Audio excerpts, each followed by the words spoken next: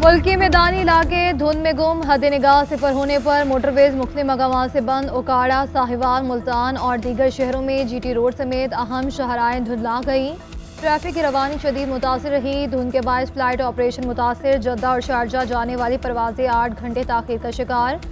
लाहौर से दुबई और कराची जाने वाली परवाज़ों में 12 घंटे की ताखीर। जद्दा से लाहौर तक एक और कराची आने वाली 6 परवाजें भी ताखीर का शिकार। ट्रेनों में भी ताखीर।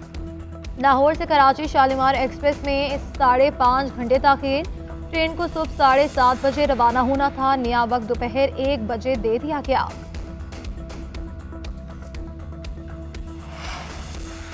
मुल्क के बालाई इलाकों में जाड़े का जोर, कहीं बारिश कहीं बर्फबारी। बालाकोट, शुगरान और नारान में सफ़ेद मोतियों की बरसात। सर्दी की शिद्दत से झीलें, दरिया और आबशारें जम गईं। बर्फबारी के बायस कागान और नारान जाने वाली शाहराह 5 माह के लिए बंद।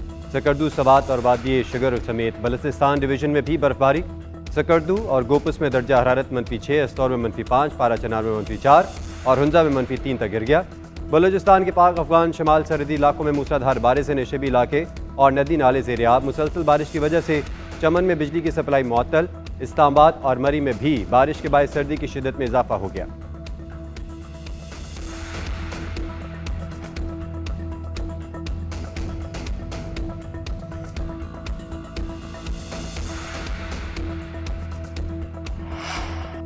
पाकिस्तान ने सलामती काउंसिल के गैर मुस्तकिल रुकन के तौर पर जिम्मेदारियां संभालनी। अक़वाम मुत्तहिदा में गैर मुस्तकिल अरकान की जिम्मेदारियां संभालने की तकरीब। पाकिस्तानी मंदूब आसिम इफ्तिखार ने सलामती काउंसिल में पाकिस्तान का परचम लगा दिया। पाकिस्तान 2 साल तक अपनी जिम्मेदारियां निभाएगा। दीगर गैर मुस्तकिल अरकान डेनमार्क, यूनान, पैनामा और सोमालिया के परचम भी लगाए गए। अक़वाम मुत्तहिदा में पाकिस्तान के मुस्तकिल मंदूब मुनीर अकरम ने कहा कि सलामती काउंसिल में दुनिया को दरपेश चैलेंजेस से निपटने के लिए फ़ाल किरदार अदा करेंगे।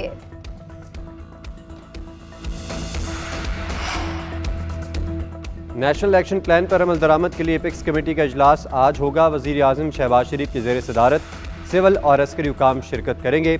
इजलास में सिक्योरिटी सूरत हाल और नेशनल एक्शन प्लान पर अमल दरामद के हवाले से अहम फैसले मुतवक्किल। फितनतुल ख़वारिज और दहशतगर्दी के खिलाफ कार्रवाइयों का जायजा लिया जाएगा। फोरम को अब तक होने वाली कार्रवाइयों के बारे में तफसीलात से आगाह किया जाएगा।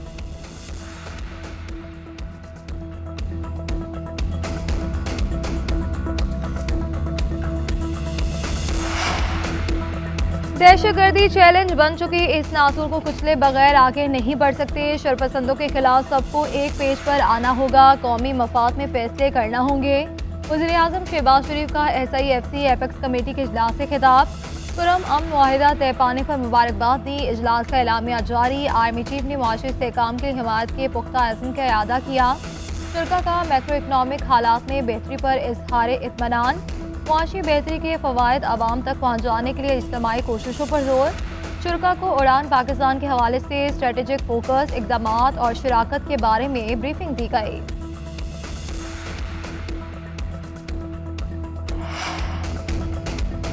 हुकूमत और अपोजिशन के दरमियान मुज़ाकरात का दूसरा दौर मुकम्मल।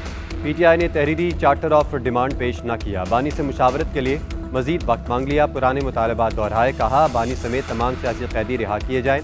9 मई और 26 नवंबर के वाक़यात की तहकीकात के लिए जुडिशल कमीशन बनाया जाए। सियासी कैदियों पर मजीद केसेस कायम न करने का भी मुतालबा। तीसरी मीटिंग आइंदा हफ्ते होगी। इरफान सिद्दीकी कहते हैं हुकूमत की तरफ से ताख़ीर नहीं, गेंद PTI के कोर्ट में है। मुज़ाकरात चलते रहे तो कोई ना कोई नतीजा सामने आएगा।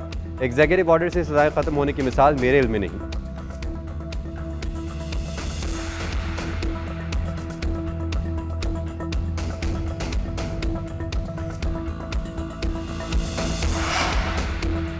सियासी इस्तेहकाम आने तक मईशत ठीक नहीं हो सकती। मुतालबात माने गए तो मसाइल भी हल होंगे। वज़ीर आला अली अमीन गंडापुर कहते हैं कमेटी बनने से लगता है कि वो मसाइल का हल चाहते हैं।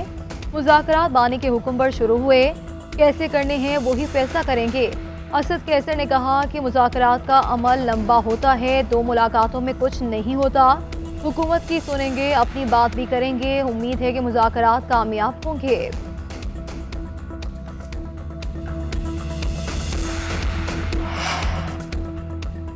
हुकूमत पर कोई अमरीकी प्रेशर नहीं। बानी PTI को बनी गाला मुंतकिल करने की ऑफर नहीं की। PTI कारकुनों की रिहाई अदालत की जिम्मेदारी है। वज़ीर आज़म के बशीर राना सनाउल्लाह कहते हैं तहरीरी मुतालबात का तहरीरी जवाब देंगे। बानी को राजी करना उनकी क़यादत की जिम्मेदारी है। गंडापुर का रवैया बेहतर रहा। इन्होंने मुस्बत बातें की। 9 मई के कुछ मुल्ज़मान की सज़ा मुआफ़ी पर कहा, फ़ौज का अपना प्रोसीजर है, अपने निज़ाम के तहत सज़ा देती और माफ़ करती है।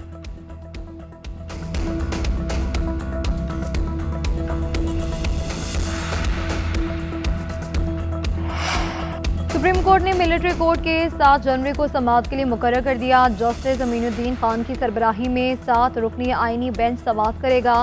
इंतखाबी धांधली के खिलाफ शेर अफजल मरवत की दरख्वास्त पर भी समाअत 7 जनवरी को होगी। आईनी बेंच के रूबरू लापता अफराद केस में भी समाअत के लिए मुकर्रर 8 जनवरी को समाअत होगी। आईनी बेंच साबिक डिप्टी स्पीकर पंजाब रूलिंग का नजरसानी केस भी सुनेगा।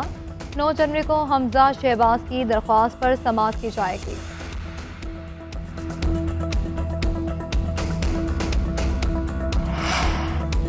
पारा चनार में मुआहदे के बाद अमन अमान की सूरत हाल बहाल होने लगी। आवाम का 3 माह से बंद टुल पारा चनार रोड खोलने के लिए फौरी इकदाम का मुतालबा। धरना मुंतज़मीन का आमदोरफ्त बहाल होने तक धरना जारी रखने का ऐलान। खैबर पख्तूनख्वा हुकूमत का पारा चनार के लिए पहला काफिला हफ्ते को रवाना करने का ऐलान। मुशीर इत्तलात बैरिस्टर सैफ कहते हैं, इलाके में अमन और खुशहाली का नया दौर शुरू होगा।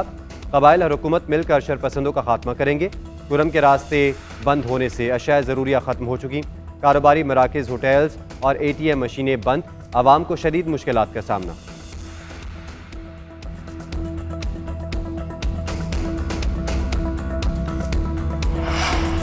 आलमी सबमरीन केबल में खराबी, पाकिस्तान में इंटरनेट सर्विस मुतासिर। पाकिस्तान टेलीकम्युनिकेशन अथॉरिटी ने अलर्ट जारी कर दिया। तर्जुमान PTA के मुताबिक कतर के करीब सबमरीन केबल में खराबी पैदा हुई। इंटरनेट और ब्रॉडबैंड सारिफिन को मसाइल का सामना करना पड़ सकता है। केबल पाकिस्तान को बैनुल अक़वामी इंटरनेट ट्रैफिक से जोड़ने वाली 7 केबल्स में से एक है। मुतल्लिका टीमें खराबी दूर करने के लिए कोशां हैं।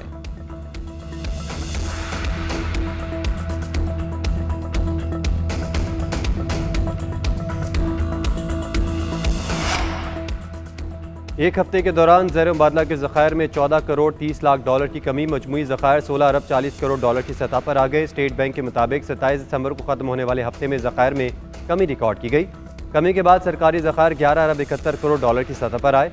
कमर्शियल बैंकों के पास 4 अरब 69 करोड़ डॉलर मौजूद है।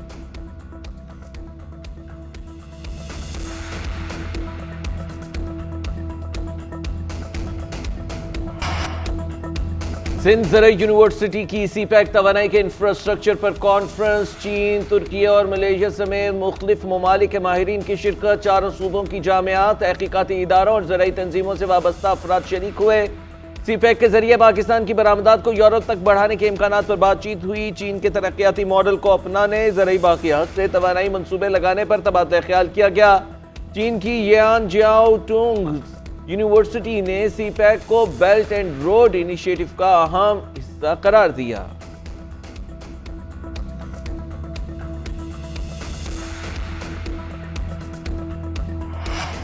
माजूल शामी सदर बशार अल असद को मॉस्को में जहर से कत्ल करने की कोशिश। गैर मुल्की मीडिया का दावा सामने आ गया। रिपोर्ट के मुताबिक बशार अल असद ने सांस लेने में दुश्वारी की शिकायत की, जिसके बाद फौरी तिब्बी इमदाद दी गई। तिब्बी रिपोर्ट में जहरीले मादों के निशानात पाए गए। रूसी हुकाम ने वाक़े की ताहाल तस्दीक या तरदीद नहीं की।